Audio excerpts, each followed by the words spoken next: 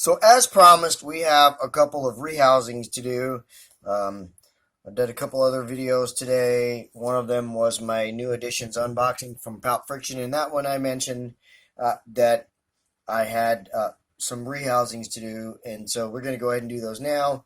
I've got two of them that I need to do. We're going to start with this one right here, the smallest one. This guy has actually been needing a new home for quite a while, so we're going to put it in here, and it should last a couple of molts in here, and then we'll move it into its next larger enclosure.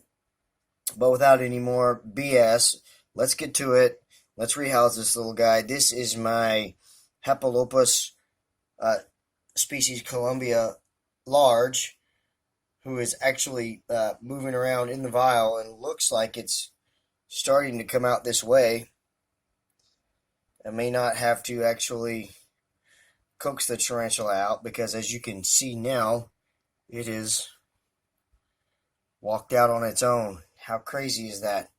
This little guy has been about the most voracious eater that I've ever had, size-wise, pound for pound.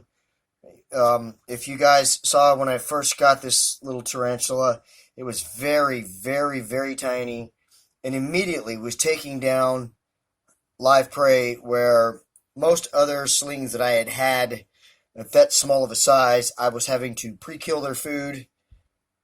This little guy was readily taking down live prey. Has given me some pretty good feeding video, although I have not featured this tarantula in a while.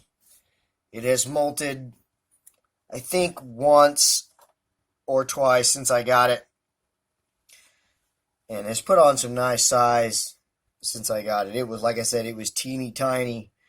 It was just so hard to even see, and now it's really starting to grow into a little tarantula. Now this is a dwarf species, so the size that it's at right now compared to my finger, that's probably a third to half of the size that it's actually going to be. So it's going to be 2 to 3 times bigger than this, and that's it.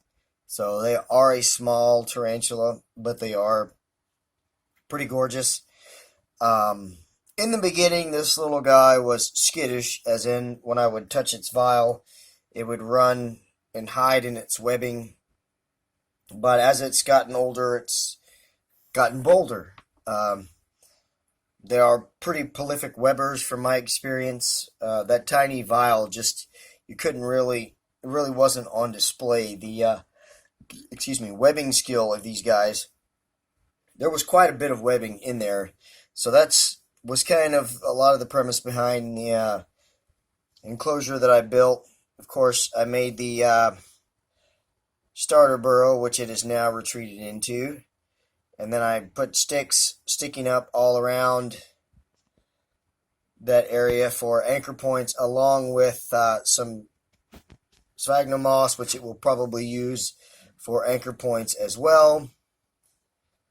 And that's basically it. Simple little enclosure for a cute little spider. It has gone down into its burrow now. You can see it down in there. So there it is. It's in its new home. And I hope that you did enjoy this video. I hope that you will give me a thumbs up and a comment. And if you haven't subscribed, I hope you'll do that. Share this video with your friends. Hope you guys take care of yourselves and each other. Hope you have a great day or a great night wherever you are. Look for the next rehouse. God bless.